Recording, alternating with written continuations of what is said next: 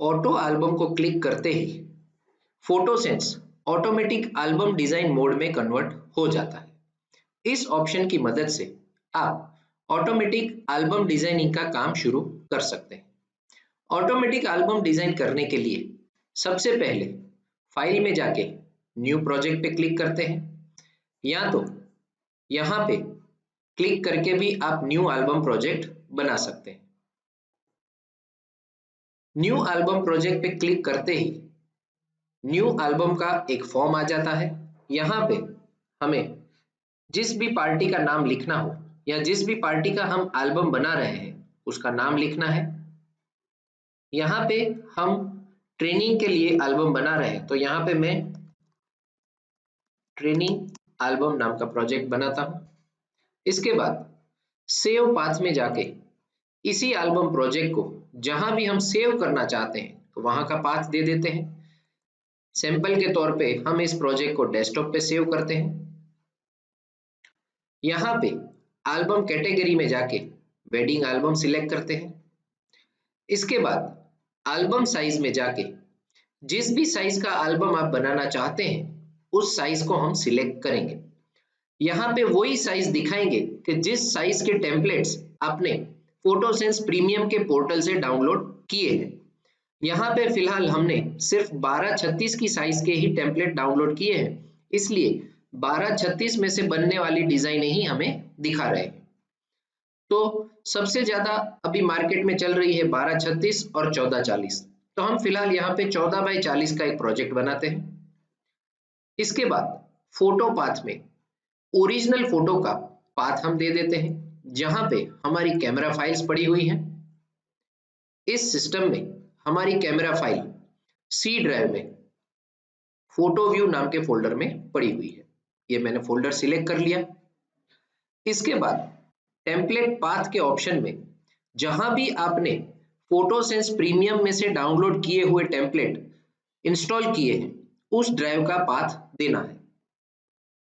यहाँ पे मैं एक्सप्लोरर में जाके आपको दिखाता हूँ सी ड्राइव, फोटोसेंस, पीएस डाटा, वेडिंग एल्बम 1236।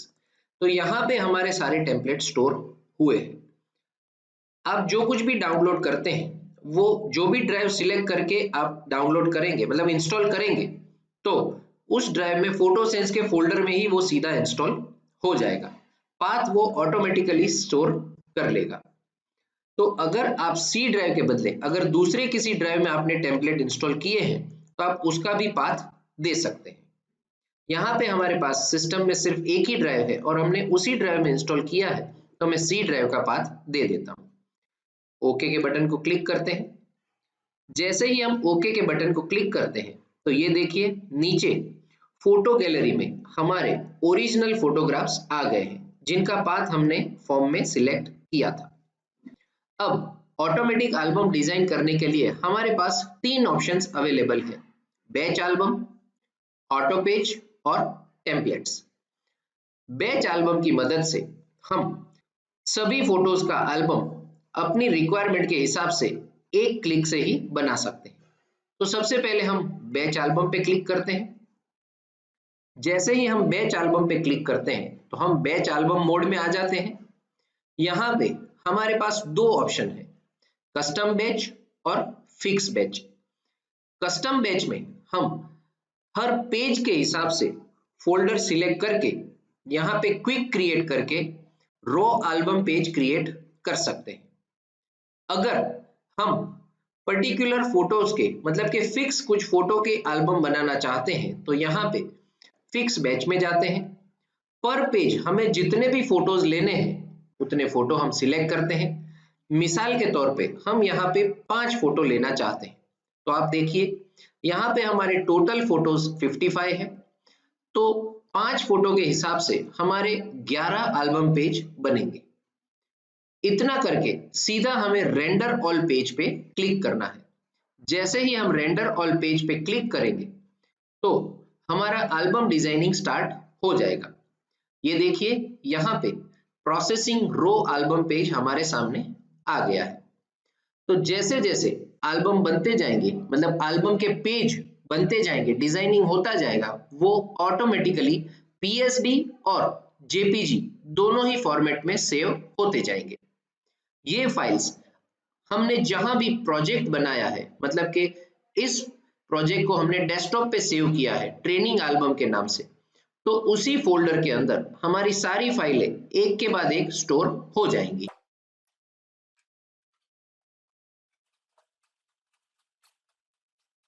यहाँ पे हमारा batch album designing process complete हो गया है।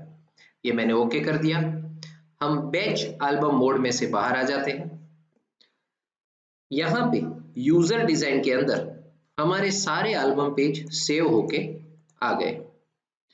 अब इनमें से किसी भी पेज का डिजाइन अगर हम चेंज करना चाहते हैं तो हम उस पेज को डबल क्लिक करते हैं। इस पेज में जो भी एडिटिंग हमें करना हो तो हम एडिटिंग कर सकते हैं।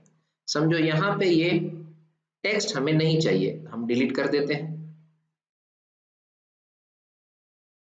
अगर हम पूरा डिजाइन चेंज करना चाहते हैं, हम फिर से विंडोज में ऑटो एल्बम मोड में चले जाते हैं। यहाँ पे चेंज पेज के बटन को क्लिक करते हैं। चेंज पेज के बटन को क्लिक करते ही बैच एल्बम के अंदर बनी हुई डिजाइन उन्हीं फोटो के साथ एक नए लेआउट में कन्वर्ट होके आपके सामने आ जाएगी। अगर ये भी लेआउट हमें पसंद नहीं है तो हम फिर से चेंज पेज करते हैं। इस तरह से चेंज पेज करने से बैच एल्बम के अंदर बनी हुई किसी भी पीएसडी को उन्हीं फोटो के साथ हम नए लेआउट में कन्वर्ट कर सकते हैं।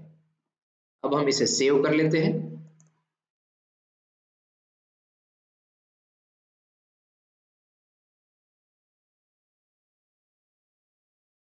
इस ऑप्शन की मदद से पुराने सेव्ड एल्बम प्रोजेक्ट को ओपन कर सकते हैं। यही ऑप्शन फाइल मेनू में यहाँ पे भी अवेलेबल है, ओपन प्रोजेक्ट। यहाँ पे हमारे पास ट्रेनिंग एल्बम नाम का एक प्रोजेक्ट तैयार है। हम इस पे क्लिक करके इसे ओपन कर लेते हैं। तो ये हमारा प्रोजेक्ट ओपन हो गया है। अब ऑटोमेटिक एल्बम डिजाइन करने के लिए हमें कोई नया डिजाइन डेवलप नहीं करना है, कोई भी न्यू पेज या ब्लैंक पेज ओपन नहीं करना है। कुछ फोटो सिलेक्ट करने हैं और ऑटो पेज के बटन को क्लिक करना है। जैसे मिसाल के तौर पे हमने यहाँ पे 7 फोटो सिलेक्ट किए हैं, तो हमारे सामने 7 फोटो के लेआउट वाला टेम्पलेट रेडी होके आ गया है। अगर हमें ये पसंद है तो हम इसको सेव कर लेते हैं। अगर हम कोई नया डिजाइन बनाना चाहते हैं तो फिर से ऑटो पेज के बटन को क्लिक करते हैं। ये देखिए एक नया डिजाइन तैयार होके आ गया है। अब हमारे पास यहाँ पे 2 स्टैम्प अवेलेबल है।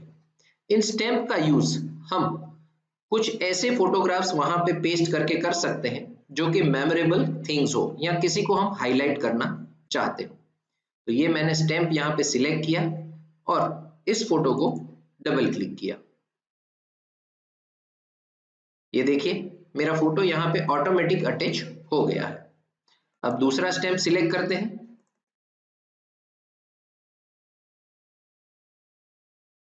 ये मेरी दूसरी फोटो भी यहाँ पे अटैच हो गई है। अब किसी भी फोटो को अगर हम कंपोजिशन करना चाहते हैं तो उस फोटो को सिलेक्ट कीजिए। जैसे ही हम फोटो को सिलेक्ट करते हैं तो उसके चारों तरफ ब्लू कलर की लाइन आ जाती है। ये ब्लू कलर की लाइन इट मीन्स के फोटोज जो है वो उसके मास्क के साथ लिंक है। आप फोटो यहां से भी सिलेक्ट कर सकते हैं, लेयर विंडो से भी। ये देखिए पहले जब हमने सिलेक्ट किया था तो उसकी आउटर फ्रेम सिलेक्ट हुई थी, अब हमने फोटो सिलेक्ट कर लिया है।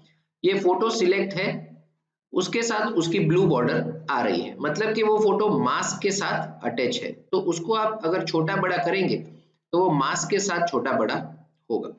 अगर हमें उसको उसी मास्क के अंदर सेट करना है तो हम उसको डबल क्लिक करते हैं। ये जैसे ही हमने डबल क्लिक किया तो यहाँ पे उसकी बॉर्डर व्हाइट हो गई है।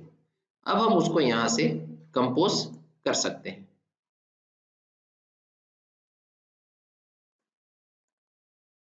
जैसे ही फिर से आप उस पर डबल क्लिक करेंगे तो वो फिर से ब्लू बॉर्डर उसके हो जाएंगे, मतलब कि वो मास्क के साथ लिंक हो जाएगा। इस तरह से आप किसी भी फोटो को डबल क्लिक करके कंपोज कर सकते हैं। कंपोज करने के लिए ब्लू बॉर्डर में से व्हाइट बॉर्डर होगी तो आपकी फोटो मास्क के अंदर कंपोज होगी, और अगर आप मास्क के साथ उसको छोटा बड़ा करना चाहते हैं तो आपको ध्यान रखना है कि उसके बॉर्डर ब्लू होने जरूरी है। इसके अलावा एल्बम डिजाइनिंग के दौरान अगर आप किसी दो फोटो को एक दूसरे के साथ स्वैप करना चाहते हैं, मतलब कि उसकी जगह चेंज करना चाहते हैं, तो उस फोटो को सिलेक्ट करना है। तब भी आपको ये ख्याल रखना है कि सिर्फ वो फोटो ही सिलेक्ट हो। यहाँ पे वो मास्क के साथ लिंक है, हम डबल क्लिक करते हैं तो वो अनलिंक हो गया। इस फोटो को हमने सिलेक्ट किया, उस पर भी हमने डबल क्लिक किया तो इस पे भी व्हाइट बॉर्डर आ गई है। अब शिफ्ट दबा के इन दोनों को हमने सिलेक्ट कर लिया। यहाँ पे हमारे पास स्वैप फोटोज नाम का ऑप्शन है, ये हमने स्वैप फोटो पे क्लिक किया तो ये दोनों ही फोटो अपनी अपनी जगह पे चेंज होके स्वैप हो गए। इस फोटो को हमें इस मास्क के साथ एडजस्ट करना है, इसलिए हम इसको जरा कंपोजिशन कर लेते हैं।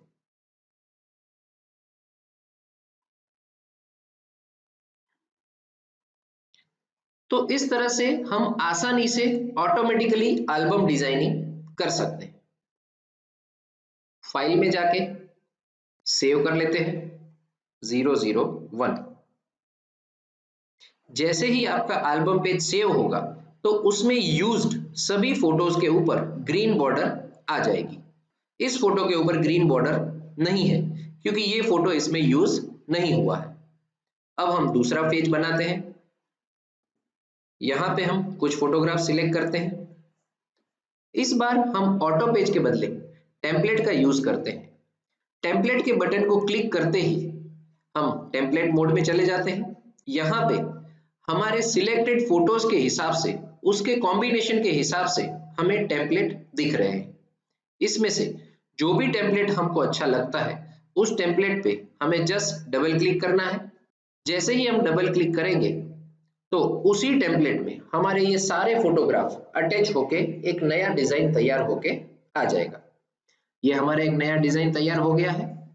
सेम वे इसे भी हम कंपोज कर सकते हैं।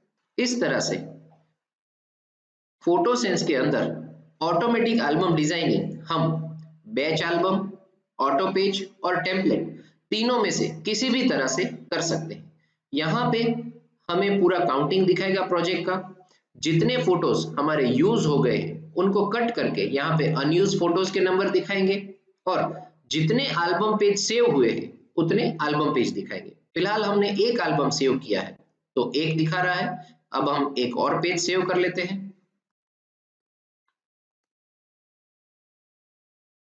ये देखिए हमारे दो एल्बम पेज सेव हो चुके हैं और इतने अनयूज्ड फोटोग्राफ इस प्रोजेक्ट में अवेलेबल है। तो इस तरह से एक के बाद एक आप ऑटोमेटिक एल्बम डिजाइन की मदद से अपने पूरे एल्बम को चंद मिनटों के अंदर तैयार कर सकते हैं।